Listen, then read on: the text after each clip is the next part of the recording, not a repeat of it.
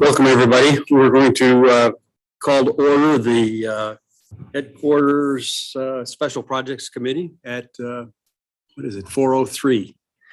Can you call the roll call, Ben? Certainly. McNamee. Sheets. Here. Swanson. Here. Zibble. Here. Here. Okay. Can we please stand for the pledge? Pledge allegiance To the flag of the United States of America, and to the republic for which it stands, one nation, under God, indivisible, with liberty and justice for all. Thank you. I always want to say two after that. Yeah. Well, you're up, Chuck. Would you please read our mission statement? Nobody else is quite as accomplished at it. Okay, all right. Laketran's mission. Laketran is committed to providing quality public transportation services to all Lake County residents with special emphasis on meeting the transportation needs of seniors and people with disabilities. Thank you. Do we have any public comments? We have not received any. Okay, good. Thank you. Then the next order of business is to approve the minutes from our February 11th, 2022 meeting, which should have been in your packet, I think. Do I have a motion to approve? Second? Thank you. Please call the roll. Certainly. McNamee. Swanson. Yes. Sheets. Yeah. Zibble. Yes. Thank you. Yep.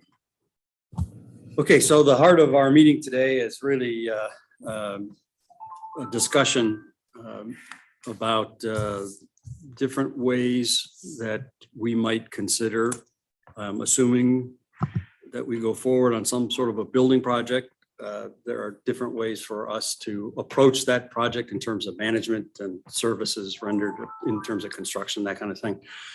And I thought it might be helpful for those of us who don't know anything about building a big building, that we might have somebody come in and help us understand a little bit about the different roles that are available to us in terms of management. So I happen to have a longtime friend who has a little bit of experience in it. Chuck, I know you're probably very familiar with this also. I'd like to introduce Chuck Stevenson. Chuck was with the Albert Higley Company for 45 years, I believe, rising to president of the company for about 40 of those years. Is it 25 years. 25 years? Sorry, overinflating your experience. I apologize. U.S. Navy retired lieutenant, loves the water. It's got a beautiful boat over at the yacht club. A puff boat, not a stink boat, just to set the record straight. Environmentally friendly. That's just the kind of guy Chuck is. Anyway, on a more serious note, I've known Chuck now we served together on the Lake Erie board for 15, 18 years, something like that. And while he was on duty at the board, he helped us build 3 major construction projects, and they all flowed very well, at least from my outside view. They seem to, I'm sure there were issues, but they all went up well. They're all maintaining well. And I think we were all, as a board, very happy with it. So I asked Chuck to come in and give those of us that don't understand this process sort of an explanation of in particular, the owner's representation service that we might consider, but there may be other similar kinds of things we might consider. So with that, Chuck, if you'd be so kind. Yes, and Gary, what I was thinking of, if I can draw on this little board here, a little symbol that might help people understand. Can I carry this thing with me? Okay. So traditionally, a public body like you would have yourself as the owner, and then you'd have an architect involved in planning the project and putting it all together. Then once the architect had it all figured out and you told him exactly what you wanted, you knew exactly what you wanted. The architect prepared drawings and plans and specifications, which Chuck has done many, many, many times. You then bring a contractor into the equation. And traditionally, the architect would prepare what's known as construction documents, which would then be put out into the public arena for bidding by qualified bidders. And back in the old days, the only qualification was, could you get a performance payment bond in the public arena? So your contractor was typically selected because he was low bidder. But in any case, you had three distinct entities involved in the process. And it actually works well because you literally have a checks and balances system. You know, you have the owner checking on the architect checking on the contractor checking on both of them, and it flows in all different directions. So you have a very nice check and balance situation. Well, one of the problems you have here is that since the contractor was low bidder, his goals and objectives may not be completely aligned with your goals and objectives as the owner. And so over time in the private sector, this contractor evolved into what was then known as a construction manager. So in the private sector, people would hire a construction manager based on their reputation and their qualities and their experience and their ability to manage the project that was being conceived. But the role of the owner and the architect remained the same. And basically the role of this contractor evolved into a construction manager. And his goals and objectives were then aligned with the owner's goals and objectives. And of course, the architect's objectives have always been to satisfy their customer, the owner, all along. So you always had a good relationship here. But now with the making this into a construction manager, you now are aligning his objectives and goals with that of the owner. So, and then now recently, the public arena has allowed for this process to take place in the public arena because it worked so well in the private arena.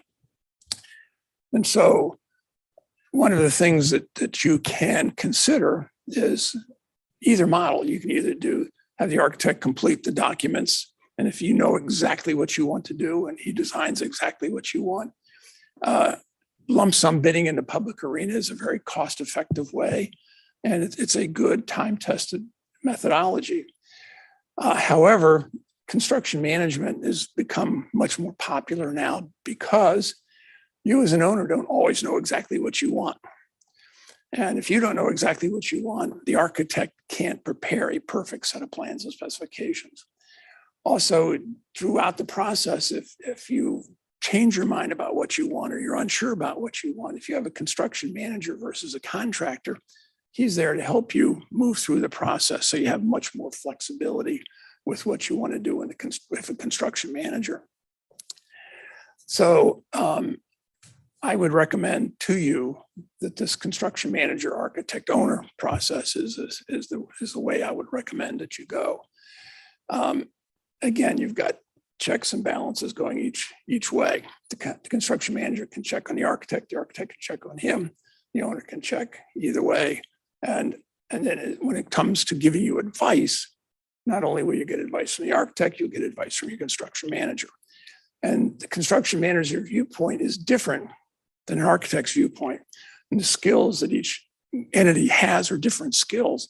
So there's a multiple benefit that you as an owner get because you're getting information and advice from the viewpoint of an architect as well as from a construction expert at the same time.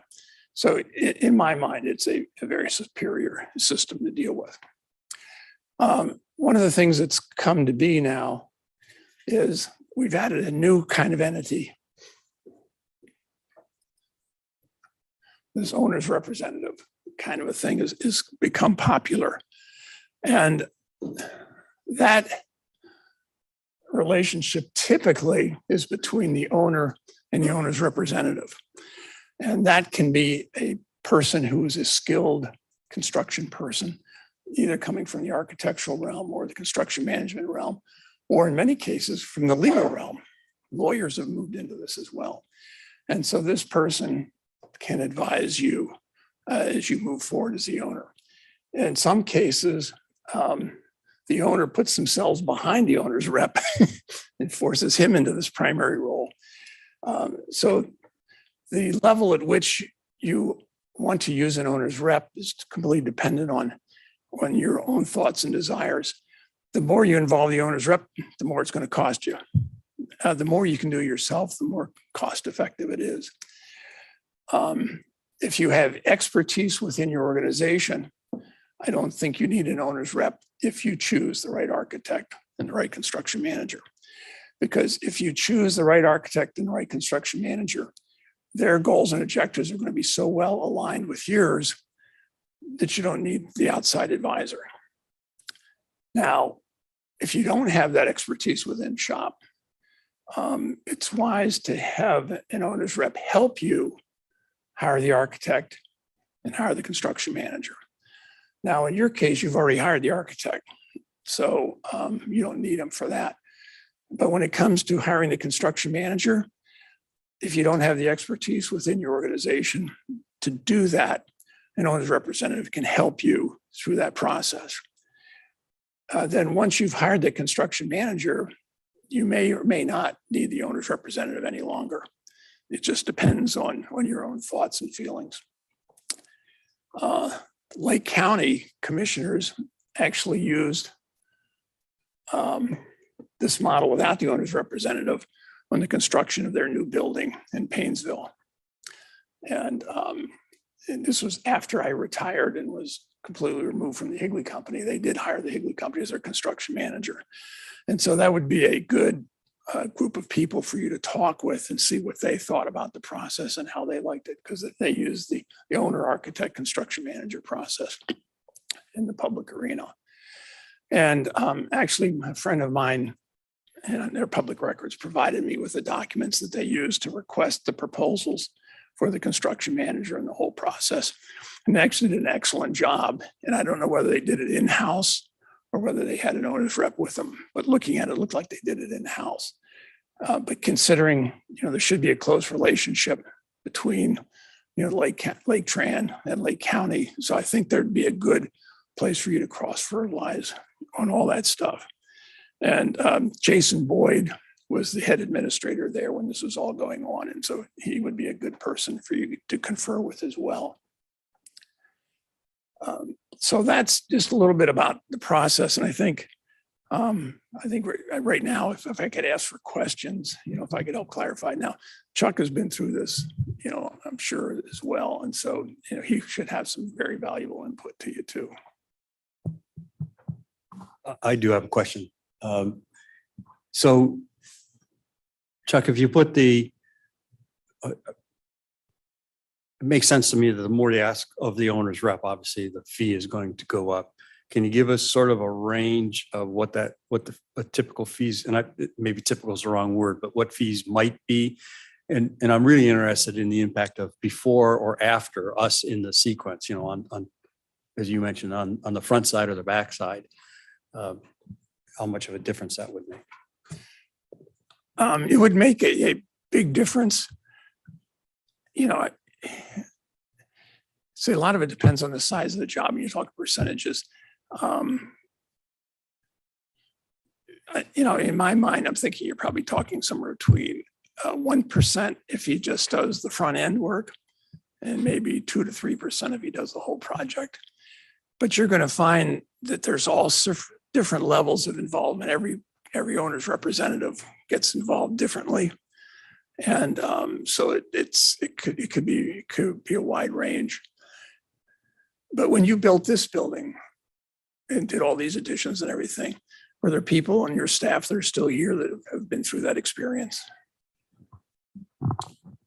So we have done a lot of construction projects here overall. The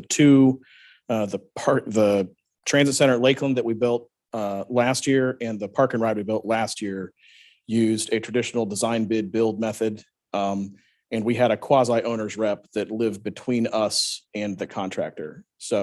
But they were not full-time on the site. So the Federal Transit Administration is more restrictive in the procurement process than local government. And so there's very defined options for us.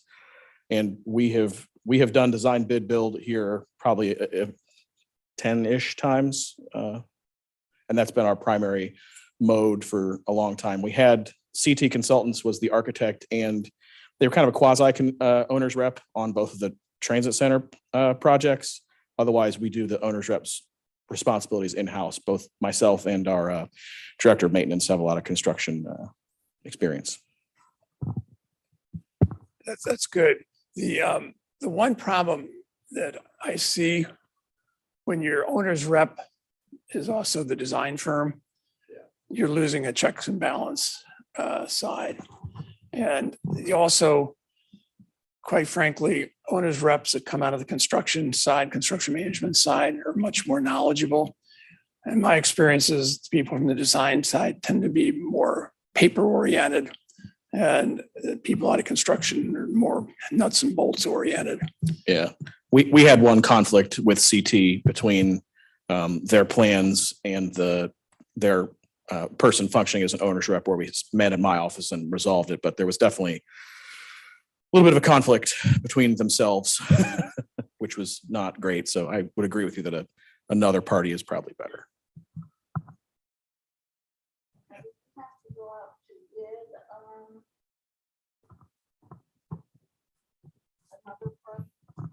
So the stage the project is at now is construction drawings from Bowen will be ready in a week-ish.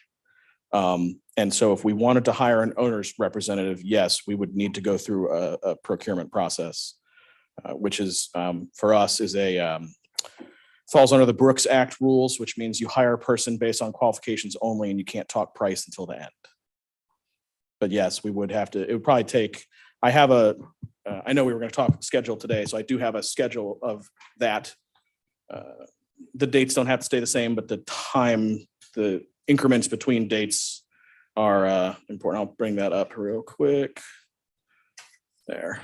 So if we wanted to move quick, assuming, and we could move this slightly quicker if we wanted to. We have a lot of things kind of going on right now, so we bumped it up to July because we assumed that if we wanted to do this, having it ready by September 26th wouldn't interfere with a construction schedule in any way.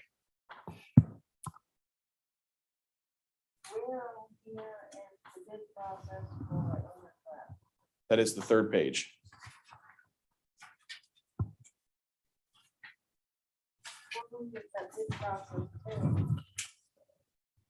Doing it as quick as possible. If we started it on July 25th, we'd have it finished by September 26th. So roughly 60 days. And that's as fast as we can get through the process, unfortunately. Does that delay the construction project otherwise? No, I haven't to do another bid? no. This, Got it. Working. well, an owner's rep is a separate service. And so the construction bid process can still happen because it's unlikely that we would have work starting before September 26th anyway. So this timeline would align with that as well, but it's a separate process. And when you're talking about an owner's rep, you should use the term as a proposal. It's not a bid, it's a proposal.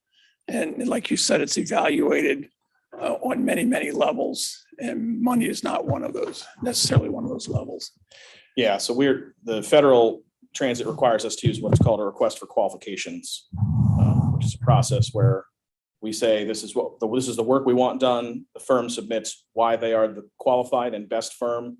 We interview them. Once we rank our vendor in terms of which one we like the best, we sit down with the first vendor. We try to negotiate a price.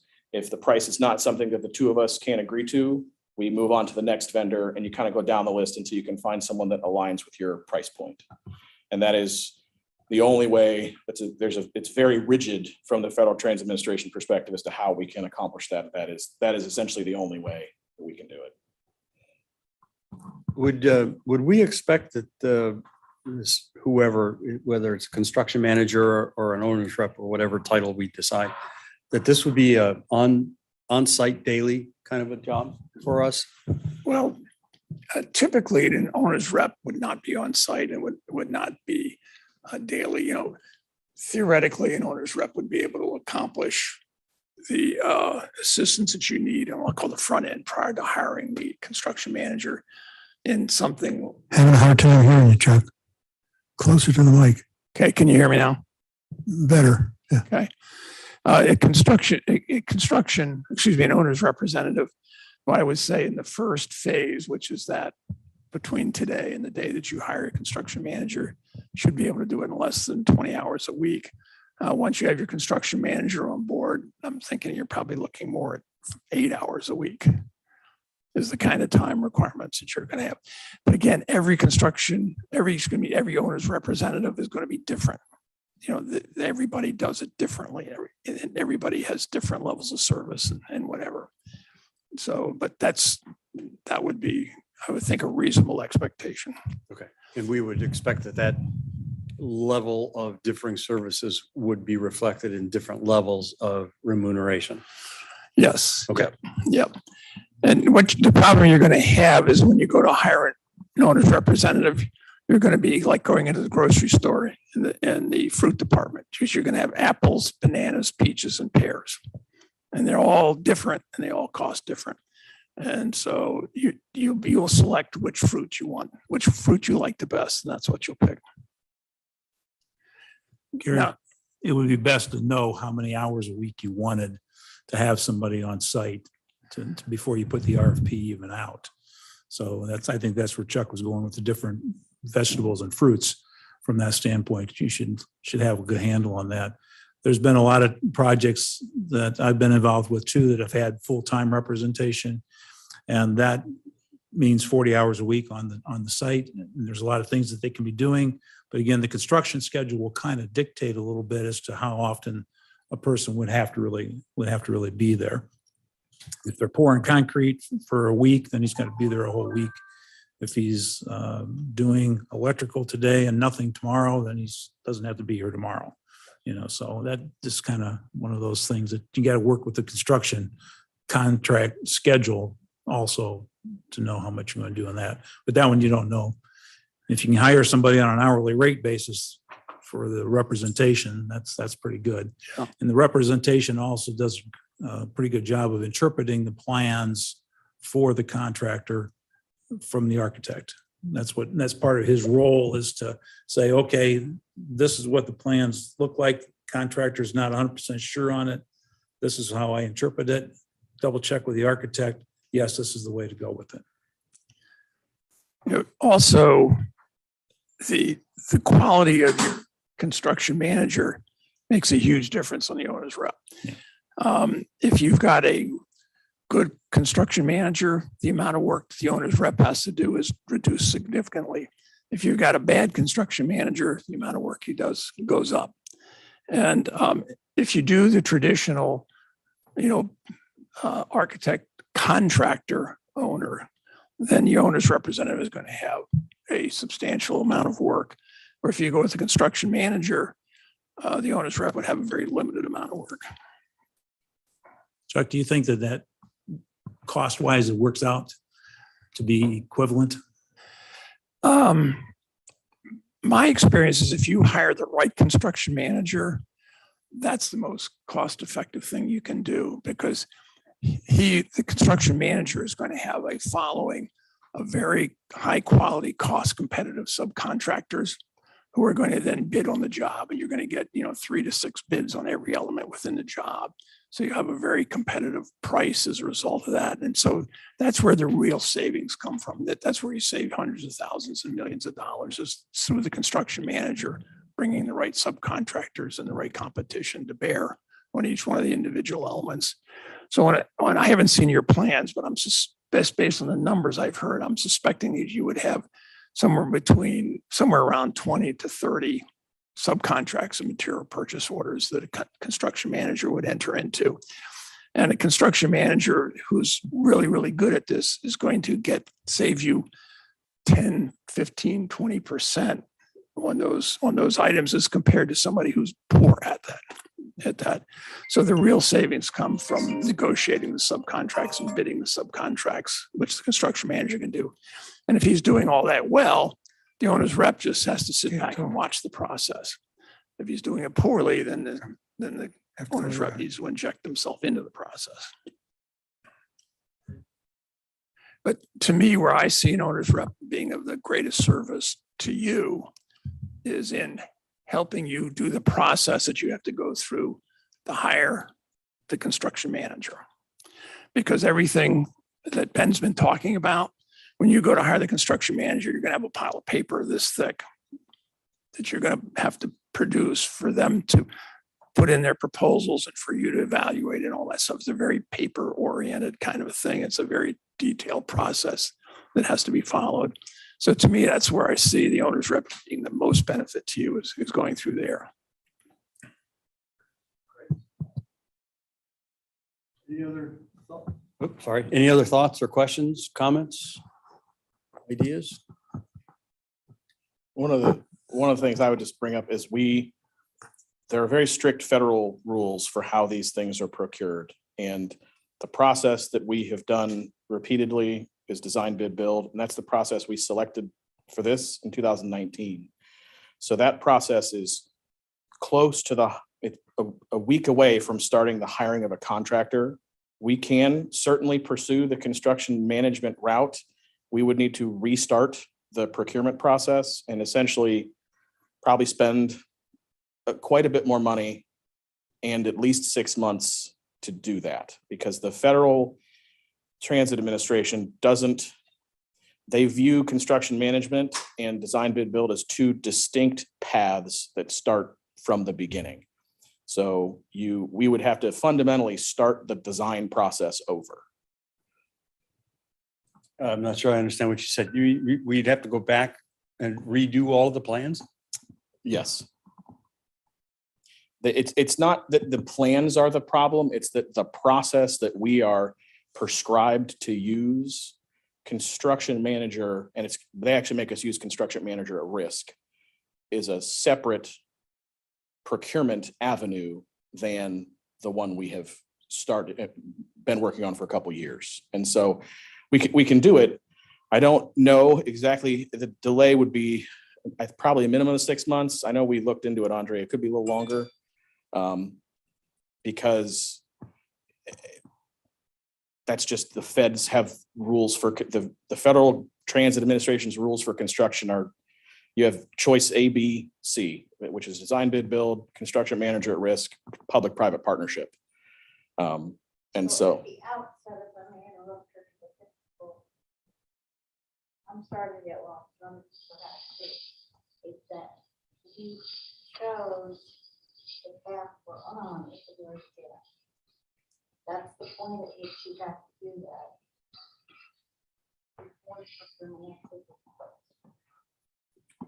that. In theory, yes. And you could change, you can change course. We could change course now, but we would essentially be, if we wanted a construction manager, we would be restarting the process.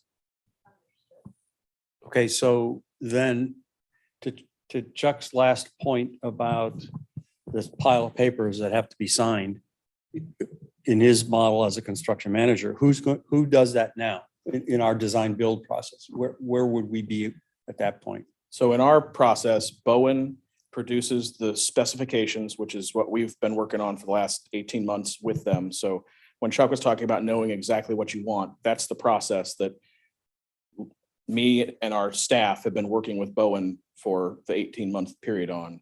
They have that compressed into a specification book, essentially. That's what the contractors bid. And then Bowen reviews the bids to make sure they're in line with the specifications. So the stack of paper is reviewed by Bowen and us, and then proposed as a contract award to the board. And it would come to us as a single contract for approval or approval of the whole stack of contracts. Is that right? Yes, Not individually. correct. There would be one award. It could be multiple primes. So you might have a general contractor, an electrician, but that depends on how they bid it. But it would be one. So like, for example, when we did Lakeland, we awarded a contract to 2 vendors, one for the building, one for the site. When we did Wickliffe, we awarded 1 contract, or was it the reverse? It was the reverse. I'm sorry. We were 1 contract at Lakeland, 2 contracts at Wickliffe, 1 for the site and 1 for the building. But we wrote the specifications that way because we got more competition for the concrete. So this one is one procurement essentially in one bidder is the way it was designed. Yeah, and in the private arena, I would say you'd be able to change directions instantaneously. There'd be no delay. In the public arena, Ben of course knows the regulations better than I do. But it sounds like, Ben, what you're saying is that you don't have the option for construction management because you're too far down the road with the conventional owner, architect, contractor model. For this project, yes, we can do it overall, but we are pretty far along the way. But in this case, A and C are the same group, right? It's Bowen Well, filling both roles, is that well, right? no, you don't have a construction manager. You have an owner, which is you. You've got an architect who's preparing the plans and specifications, and you're going to have a contractor who's going to build the building. And so in this case, if you are locked into the traditional methodology, then I'd say you'd be wise to have an owner's representative, with you. And in the traditional role, like you're talking about now, depending on who that contractor happens to be, if he's a wonderful human being and a great person, you may not need the owner's representative that many hours. But if he's there because he's low bidder and his interest is maximizing profitability, then your owner's representative may need to put quite a few hours in. If I may add on to that, I would like to do that. The contract we have with Bowen right now is basically going to be 8 hours a week for them to come out and see what's going on at the project, I believe. And is that what we talked about the other day? Yes, so the contract, sorry. But so their obligation, the architect's obligation is really just to come out and say, how's it going, Mr. Contractor? How's things going? You got any problems? And here's how we'll go back and we'll come up with a solution on how to take care of that problem. I think with your owner's rep, what you're talking about here is having someone there being able to answer a simple question from a contractor right away and giving him direction so that he doesn't have any delays, which can end up into a change order for delays. So you're cutting out some of that. So you're spending some money to have the owner's rep on site to reduce some of the potential for some of the claims that the contractor may come in with. Now, Chuck, Gary sent me a copy of the Bowen contract. Yeah. The Bowen contract that I saw terminates its responsibilities once the construction documents are done. There's a separate authorization for that, for the construction services part. Okay. That was an additional $300,000 or something like that. I think, yeah, it was between 275 and 300. Yeah. So that's for the construction administration, then for reviewing shop drawings and Yeah. and all that stuff. Right. And so that's more than just a representative on site. That's somebody doing shop drawing reviews and approvals and from all departments and. Yeah, and that would be all in the office, though. They would Right. not have anybody on site, except I think they have one meeting a week or so scheduled that could be on site. All right, good. So you basically have a lump sum fee with them for providing construction administration. Correct. Okay. Yeah, basically what I see typically the owner's representatives doing more than anything is making sure that the architect is fulfilling its responsibilities. Mhm. If there's a question, it's really where they're questioning the documents, the architect needs to answer that question. What I see more than not is that the owner's representative is there to advise you, the owner, like, is this invoice a fair and reasonable invoice? Is it appropriate for where the work is? Is the contractor's request for change orders legitimate? Because there is no perfect set of plans and specifications. And, back in the old days, we used to say that, architects would expect a 3%, change order based on their plans and specs. I don't know what they're looking at today, but there's going to be change orders, and some of it's going to, because the documents are not perfect. They're prepared by human beings. So there's going to be misses in the documents that you're going to have to pay for. And the owner's rep would be a neutral third party looking at this thing and saying, yeah, the contractor's right, or no, the contractor's wrong, or yeah, the architect's right, no, he's wrong. So I see him as an advisor to you. Is what I see owner's rep as an advisor to give you sound advice. Okay, just to cover my bases here, because I clearly not up to speed on these processes, Ben. Are there any guidelines from the feds on whether or not if the board decided they wanted to go down the owner's rep path, are there any guidelines from the feds that would stop us from doing that or tell us how to structure it, or controls, limitations? Sure. The easy answer to that is not really. The main limitation from the feds is how we buy it, but what we buy is up to us. So if we want an owner's rep and we want to, we could say we want them on site for 20 hours a week, 40 hours a week, we make that decision. The only thing the feds are concerned about is the process at which we bring the person on board. But what we ask them to do is solely within our jurisdiction. Okay, all right, thank you. Great, very helpful. Chuck, any thoughts from your end at this point? Any comments? Well, the traditional method of owner, architect, contractor, where you buy the contractor off a low lump sum bid, has worked for many, many years. And it is a workable plan. It works, it can work very well. And if you have the expertise within house to manage that process, then you're wise to do it in-house. The projects that you just mentioned are nowhere near of the dollar magnitude of what you're talking about now. And so if you're comfortable, with your ability in-house to do projects like you've done and expand, those people into a much bigger project, that's something you need to ask yourself and feel comfortable with. If you're concerned about that, then an owner's representative is like a hired gun. He helps your people and you expand their abilities from where they are now until to do a big job. So it's a service that's evolving over time. And again, if you pick the right OR, it can be very, very helpful. It can be very helpful. Great, thank you for that, Chuck. Committee, Ben, anybody else have any comments, questions, concerns? I would just say that I brought my team together and talked about owner's rep, whether we should recommend or not. And I would say the reason we didn't originally do it, it was money. We were concerned about the project's costs. We're cutting every possible option we had. I think we have good technical skills in-house. We're not professionals at construction. So we very much like the idea of an owner's rep. We think it'd be very useful. The details of that, we'd still want to kind of work out. We did preliminarily ask Bowen and CT, who were somewhat familiar with the project, what they thought it would cost. And I don't know if we need to stick by this, but they said between 3 to 4%. Not, again, we dictate what we want, so that could change, but just for reference, I thought that might be useful.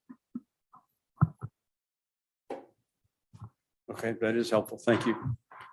I kind of, from what little bit I knew coming into this, I had come in thinking that it might, the way I would look at this is an owner's rep would almost be like an insurance policy for us. That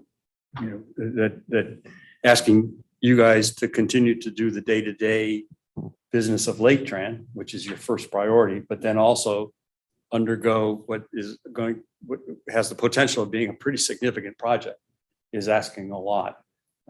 And it seems to me that just generically speaking, I'm not talking about 3, 4, 2%, whatever the number is, I don't know. But in general, it seems to me to be sort of an insurance policy. We have this overarching issue that we got to make sure we get the best deal for our taxpayers, and the board is responsible for that. And I guess, if things turn sour 8 years from now and somebody came in and said, well, who was running the project? And we said, well, Ben was, first of all, they're not going to be happy with Ben, but they're certainly not going to be happy. They're not going to be happy, I don't think, with the board not having thought that through.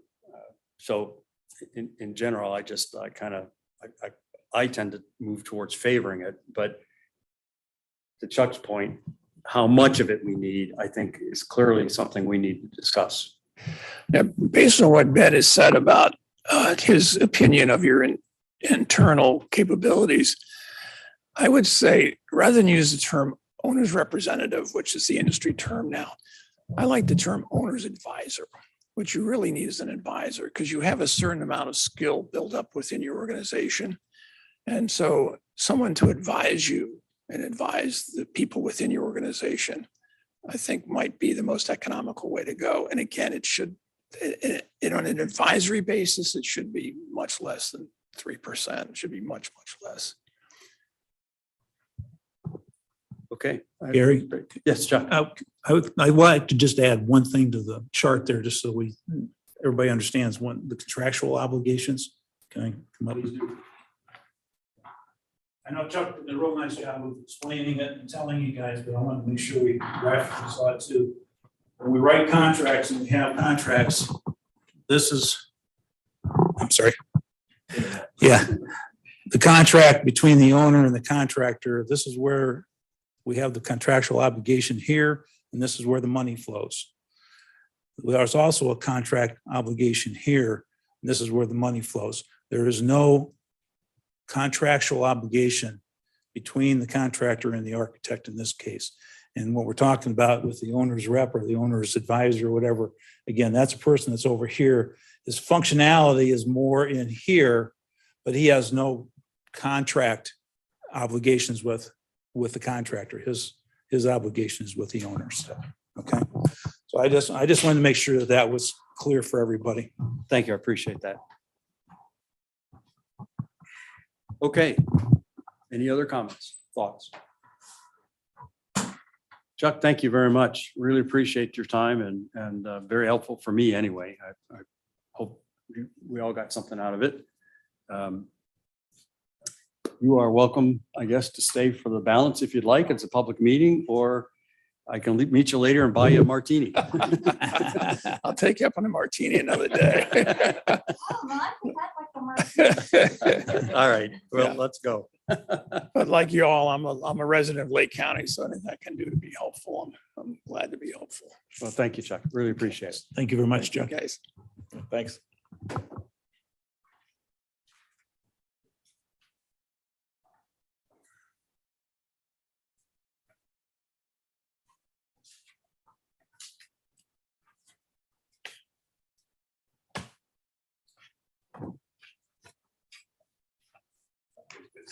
Nice seeing you too. That's right. Hope you're having a good retirement too. Not for the record, but Chuck and I worked on the Perry school system. It's designed it.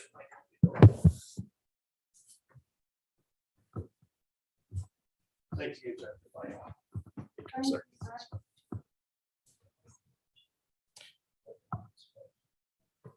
Oh. No, you,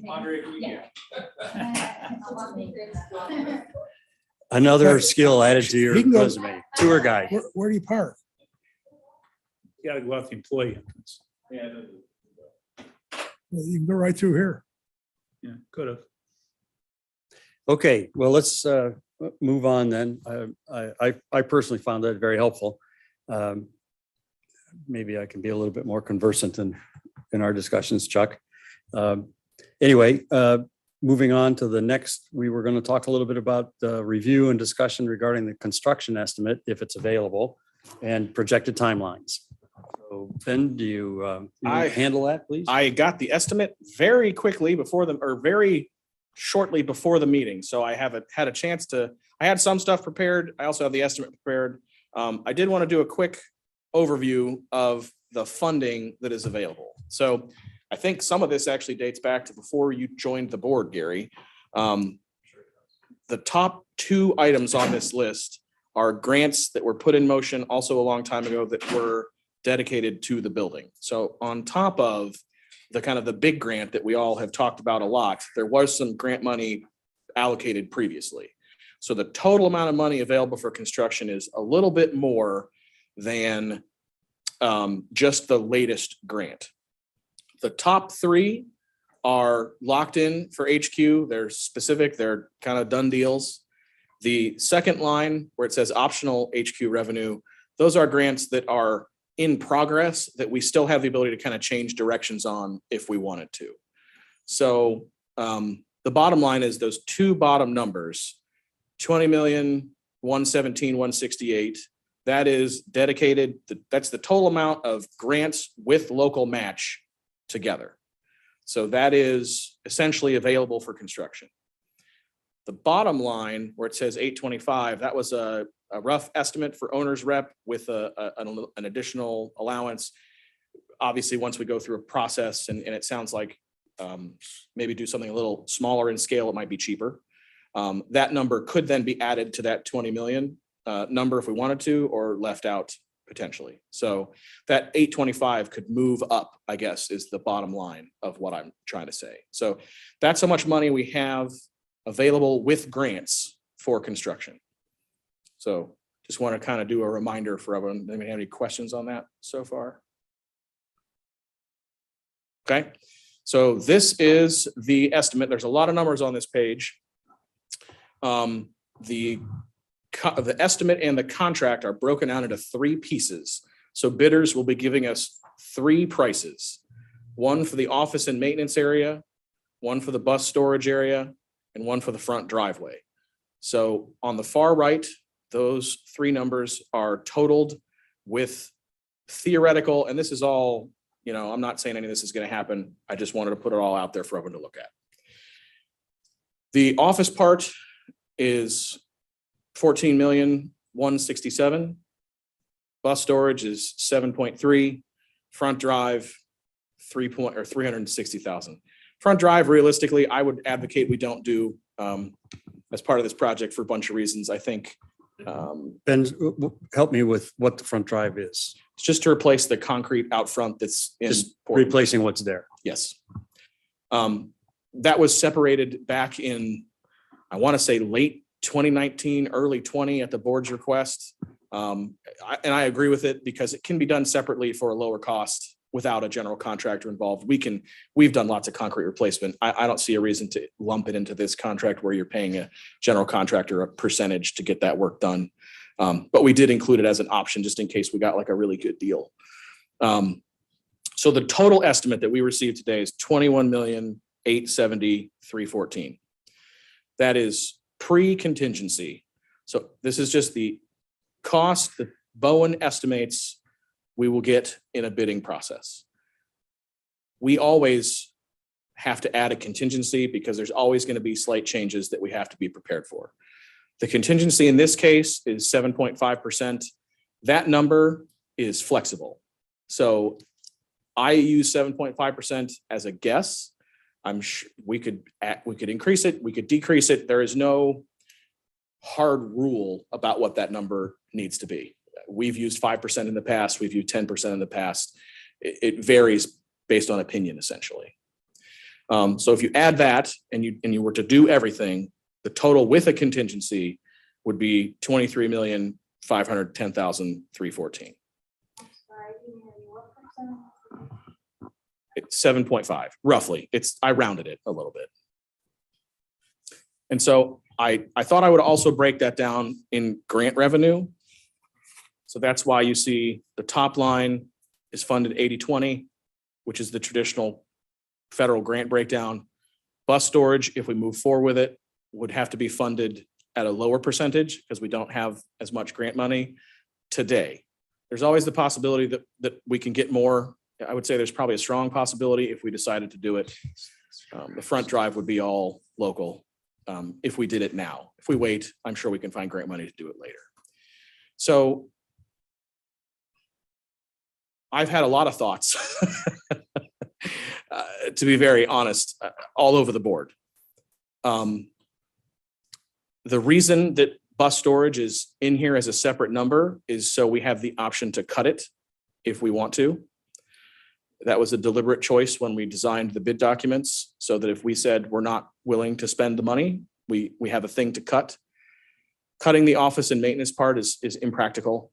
It would require redesign. We've cut it to the bone. So I see it hard to, it's so complicated with all the phasing, it'd be difficult to make a change. So I struggled with what to talk or with what to recommend today. or just what to talk about. I know I'm very keenly aware of the board's desire to minimize costs on this project. I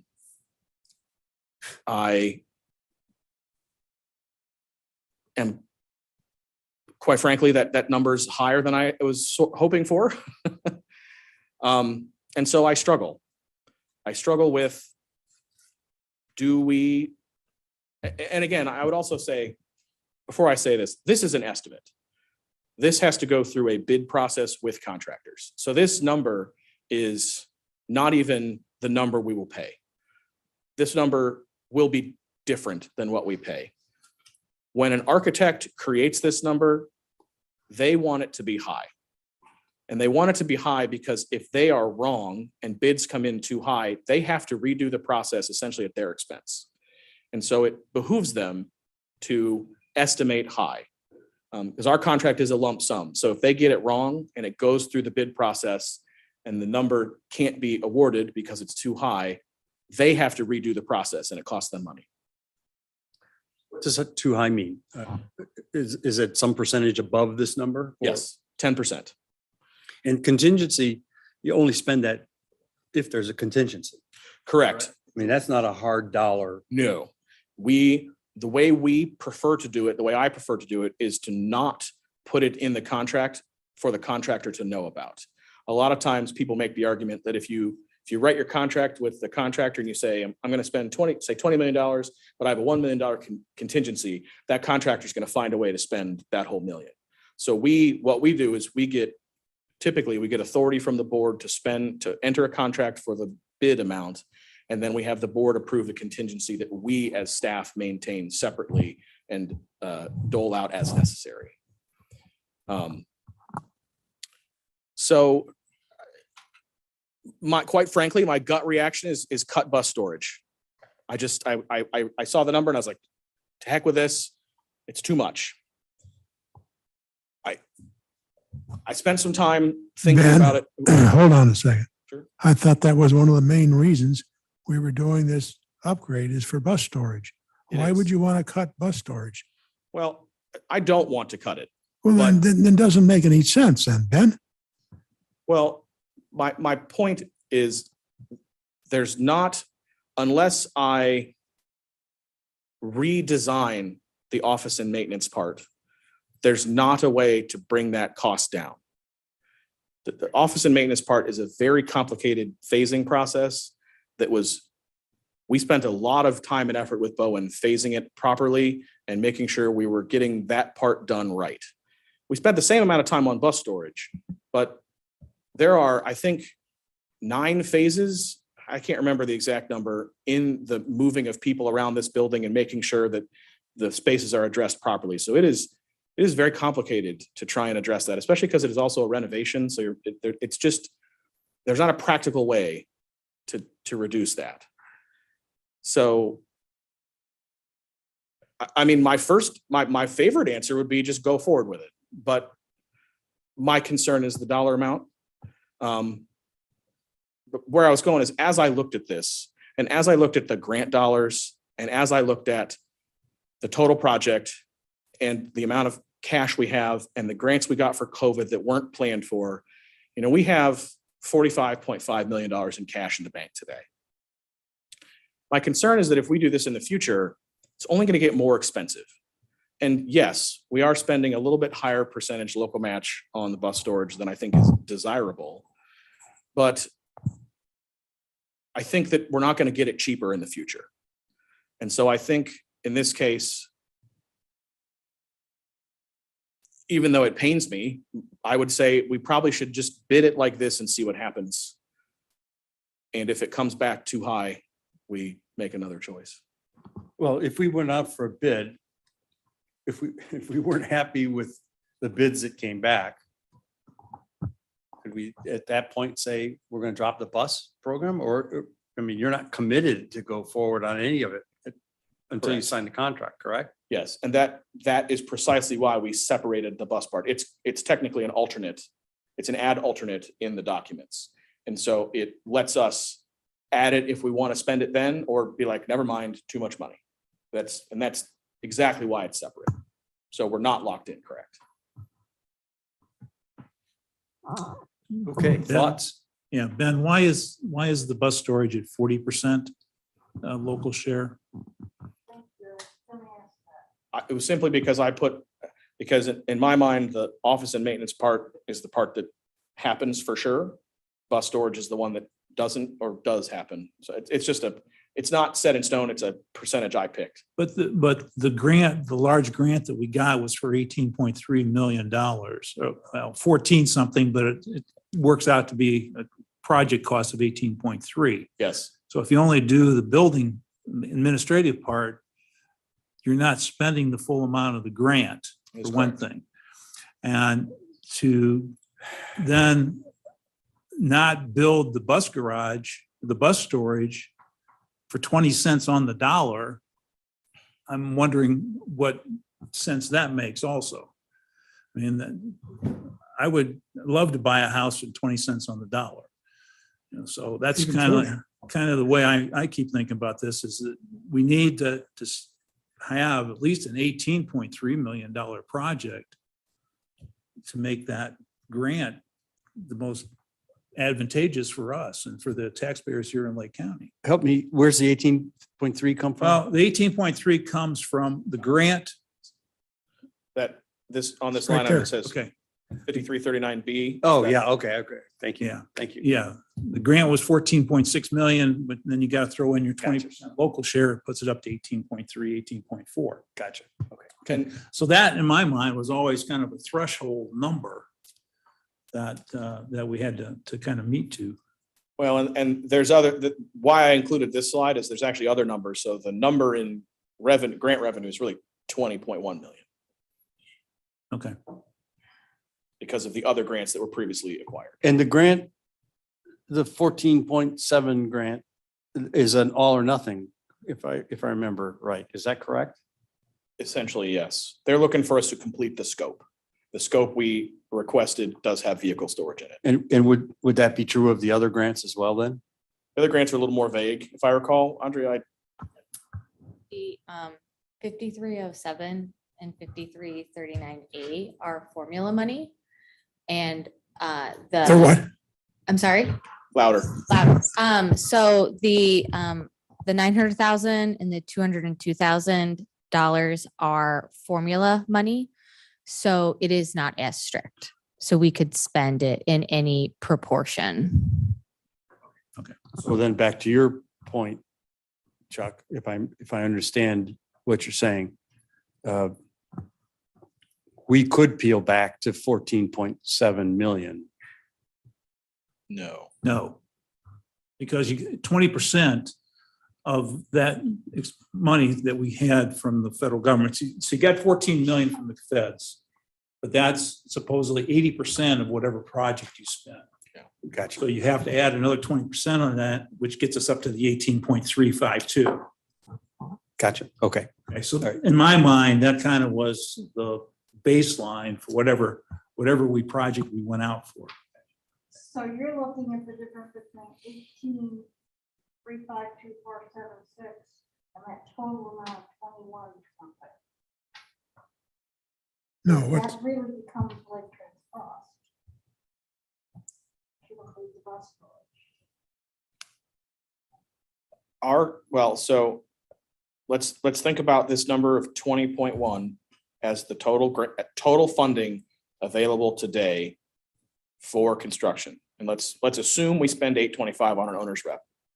So 20.1 million is the total amount of grant dollars available for a project. The estimate before contingency is 21.8.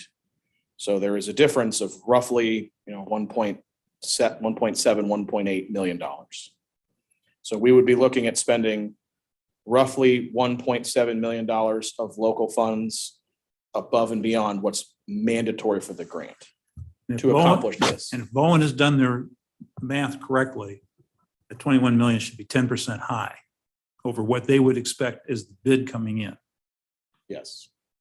So I'm stretching here a little bit, Gary, because you really don't know until the construction contract numbers come in. But as an architect, you want to be on, like Ben said, you want to be on the high side. Not necessarily because you got to rebid it, but the state law says that if the bids come in 10% over the engineer's architect's estimate, you have to rebid it. So that's why we always wanted to set our numbers a little bit high. We never wanted to be the low bidder. We always wanted to be nearer the top in terms of the dollar amounts that were being proposed. So again, I might come up with an estimate and I would probably add 10% onto it just to get to that extra 10% on there. So again, what I'm thinking here is, and I might get myself into big trouble here because we could be looking really more at another $1.5 million savings on this. So we could be more like at 20 million, which would then drop that 23 million down to 21 and a half, something like that. So again, as Ben has indicated many times, it's not a set number until we actually get the bids in. And then we can worry more about what's going on with this whole thing. But I'll still go back to the statement that I made saying that the $18.3 million project is kind of a baseline bottom for me because of the way that the largest grant came through at. And again, that's 20 cents on the dollar that we have to spend from our local money to get our facilities upgraded. To do cost storage as well. Well, he's got it shown as 40%, and I think that was just because of the way he was trying to break out the grant monies coming into it. But if you say we have a $21 million project, you're going to get 20% on that you're going to get 20% on the 7.3 million for some portion of it, but then you're going to have to pay a little bit more. And I think trying to answer your question, Don, I think you're more in that range of about $2 million extra that would have to come out of Laketran's funds. I think that's a good investment. To what costs are going up. I would agree. I would also say that we received $22 million in stimulus funds that were unplanned. So today, that is just in the bank. I'm not saying that means we should just start spending it. Right. But we should be comfortable that the cash we have is the more in Laketran's history than it's ever been. So if there was a sweet spot of time for this to occur, this would be it. Again, I'm not advocating we just go spend the money. We've been very diligent to save it, but we have the capacity to fund it should we choose. So putting the money aside for half a second, let's go back to the reason to do the construction. And that is that we're concerned that at some point, service is going to come back and we're going to have a shortage of manpower and space for that manpower. I'm thinking dispatch and that kind of thing. The garage space, obviously, if we're going to increase bus service, we're going to need more space. So the root cause of all this discussion about money really is the fact that we think over some period of time, we're going to be increasing service. Is that correct? We have compared to pre-levy, we have done some increases in service and staff already. So we have more employees now than we did pre-levy by a decent number. And service is very close to being back, if you will. So Where it was pre-levy. to where it was pre-levy. So, When we And- first and- handled it. yeah, and the important thing to remember is pre-levy, we were roughly 30% over capacity. So we have more drivers now than we did pre-levy to deal with that, to kind of get us back to even. So the idea that the service increases in the future is true, but there was a service increase that already happened also, which is part of the necessity for this. So this is a reaction and a plan, if you will. All right. Well, again, arguing sort of in the extreme then, what happens if we didn't do any of it? What would happen? Just so I can frame this, I'm having a hard time bringing it into focus. Sure. So I have employees right now that are sharing offices and doing discipline with another person in there, which is causing a lot of problems. I have employees working in closets that don't have heat and air conditioning. I don't have enough locker space for all the bus drivers to have a locker. There was a disagreement about that recently. The maintenance area is struggling to keep up because they don't have enough space to do their work. We are struggling with bus storage to have enough efficient spot for all the vehicles. As we add smaller vehicles, we segregate them more and it makes efficient bus storage important. So we are essentially space constrained in every possible way. Okay, so that's the bottom end of it. Let's argue about the other end of it. We do the whole thing, garage, front drive, office maintenance. How long into the future does that take us? When do we need to build again? When we talked about this internally, this was, the objective was to make this the building for the next 30 years, minus maintenance. We have a little bit extra office space in it. There's not a lot. There's, I think, one extra office in admin, one in operations, and one in maintenance. Because our staff size doesn't change a lot, the levy is what changed it. You know, we don't add people over time. So our intention was for this to be adequate for Laketran for the next 30 years. Very helpful. Thank you. Other comments, thoughts, critiques?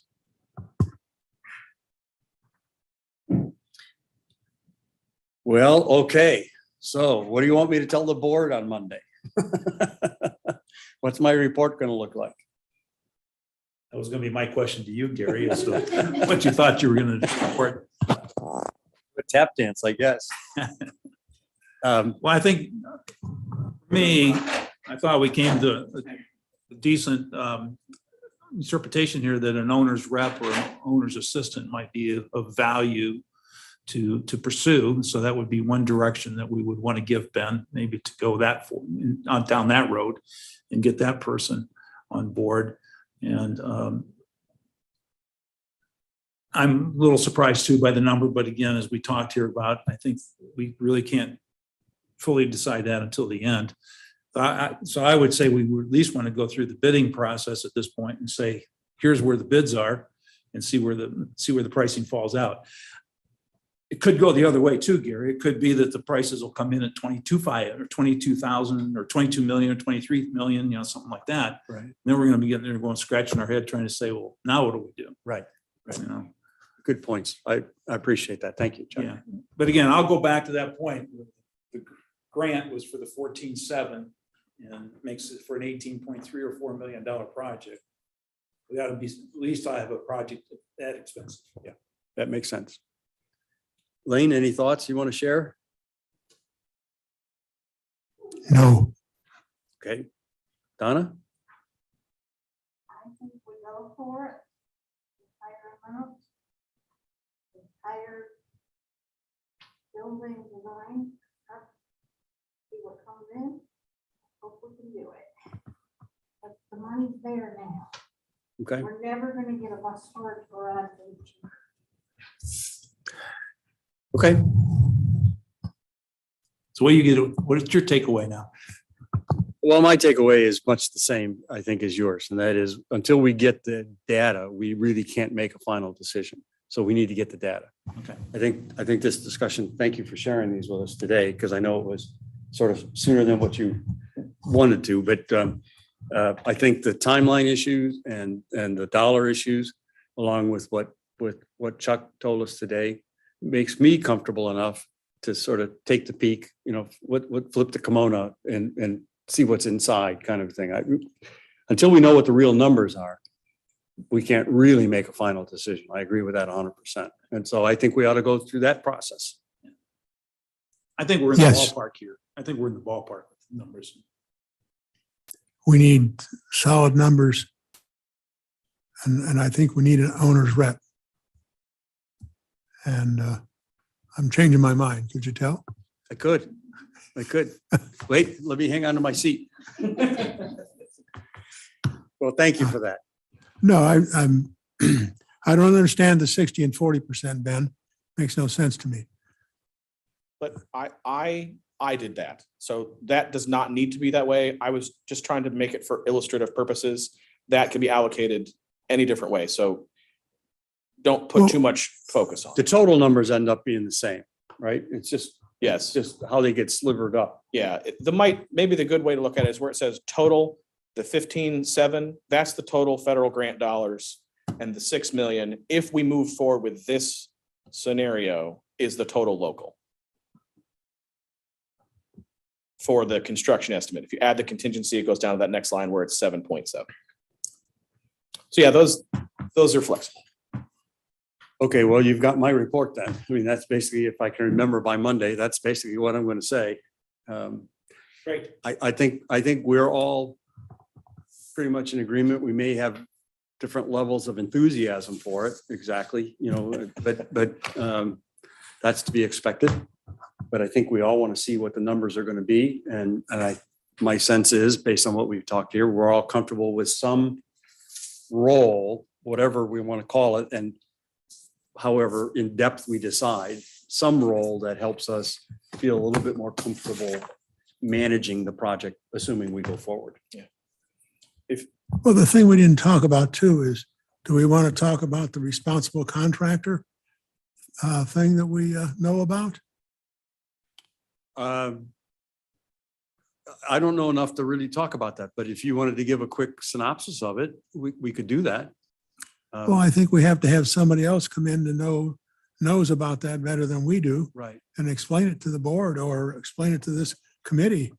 And right now you're asking us to go ahead and approve something before I think we have enough information in order to go ahead with it.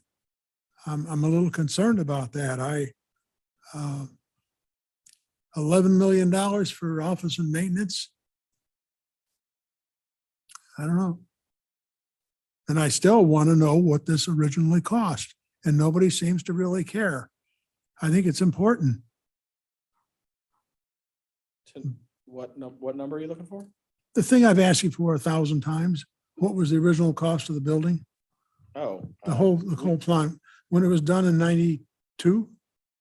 We have that. We presented it a long time ago. I can look it back up, but we have that. I think Mark Horton from CT presented that back in 2020, I believe. Well, where is it? I don't have it. I will find it and email you a copy. Okay. All of a sudden it's available. Isn't that interesting? I mean, I think I can, We talked about it before.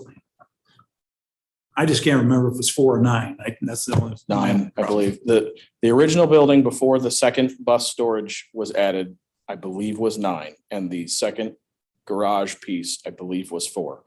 I want to look, but Yeah. Mark Horton, when the board asked for that in 2020, he did a conversion for us of the original cost with the inflation cost. And he presented that to the board it was 2020, I think, but I have it. I will provide it to the committee. Thank you. Okay. And we're all gonna be wishing we had those numbers. Okay. You can, if you choose to, you can, well, no, never mind. Sorry. I was thinking something else. Okay. Any other thoughts on this before we move on to the next agenda item? Okay, having heard no other comments, then we'll go to old business. I did have scheduled drafts if you wanted to see those. Oh, We don't have to, but schedule drafts. so when you asked me how long it would take, we created the timeline for when so assuming that we move forward, which I was waiting until the board meeting on Monday to get confirmation of, we would go out to bid. It would be published for the first time on July 8th. Second publications, July 15th. There's a pre-bid meeting in July 20th. Last day for questions is 29th. Laketran's deadline to answer questions is August 2nd. The bids will be due on the 8th. Laketran and Bowen review the contractor to make sure they are acceptable. Then it goes out in the packet on the 17th, and we'd have a special board meeting on August 22nd. So that's the fastest process that we have available. We did create a backup plan, which delays it essentially by a month, which doesn't include a special board meeting. It includes a regular board meeting. We proposed the quickest one just because inflation has been crazy. So we thought quicker the better. It also keeps it, more in construction season, the more we can do, the better. So So if we did this, either one of these schedules, when would we actually anticipate groundbreaking? It'll be this fall. With the original plan, once the board approves a contract, we would initiate the process to have a groundbreaking ceremony. So it'd probably be, in September. If we did it in this one, if we did a ceremony, it'd probably be October. So knowing nothing about the way these processes work, we get a bid back, it gives us a price. How long would that hold, that price? In other words, if we're thinking of a groundbreaking in October, but we get the coldest October, in history, and groundbreaking can't occur for some period in time, at what point does that impact pricing? The price is when the board approves a contract, that is the price. Period. Then the board has that contingency line item. So a contractor, if there was a weather delay, a contractor would have to come to us and request a change order for a delay. And usually we tell them tough bananas, make it up somewhere else. But their contract price that the board approves that's the number. Okay. Anything we do beyond that takes place inside that contingency number. So if the contractor bids 20 million and they choose to start immediately, it's 20 million, or they choose to start in 3 months, it's 20 million. Realistically, the process to sign the contract, keeping the legal folks involved, usually takes 30 to 60 days to actually get that completed. So when you said groundbreaking, I was thinking the pomp and circumstance, not the actual shovels in the ground. That's probably 30 to 60 days after the contract is awarded by the board. But this is a very, very rigid process because it, again, regulated by the Federal Transit Administration. We don't have much room for, the only thing we can do really in this process is advertise it for longer. So we could say right now we have it advertised for 4 weeks, I forget, 4 weeks. We could advertise it for 6 weeks, but we can't go less than 4. And so this is a very, you do this step, then this step, then this step, and there's not a lot of room for anything else. It is required to be advertised in the News Herald twice, because technically the News Herald is still considered a publication of, what's the term? General circulation, yes. All 5 minutes of it? Well, no, that's not the only place we advertise it, but that is the local newspaper. It gets advertised in trade publications. There's a bunch of services contractors use, so it's advertised in quite a number of ways. In a project like this, usually we will make sure to send emails and stuff to everybody to let anybody on. We don't usually put this in passenger transport since that's a national publication because, we could. It's not, it's like $100. So we can. Not the ones I've worked on, we haven't. Oh, okay. Let's keep it local. Yeah. So, yeah. Okay, any other questions on timelines? Do we have the documentation of this stuff? Pricing of the various parts of the project? Did that come in with Bowen? The construction estimate? Yeah, Yeah, this. well, I understand. Can we see it? Yeah, it's an Excel document. I can email it to you. Okay, Please do. Sure. Is it descriptive of what it is as far as materials and things, or is it just I can, depending on how much time you want to spend, Mr. I can pull it up and you can see it now too. I have it on my email. Sure, let's take a quick look at it. Don't want to do a deep dive in it. We're already 20 minutes after our schedule. Let me log into my email real fast. just email it to me, Ben? I don't care. Okay, I can do whatever would be. It's broken down into general areas, so it's like glass, windows, doors, masonry, stuff like that. So Okay, well, why don't you email it to okay. the committee? And Sure. then if we need to get together, to discuss it, we will. We'll figure that out. Okay. Okay, thank you. Okay, anything else on this area? If not, we'll move to old business, which I assume there is none. New business?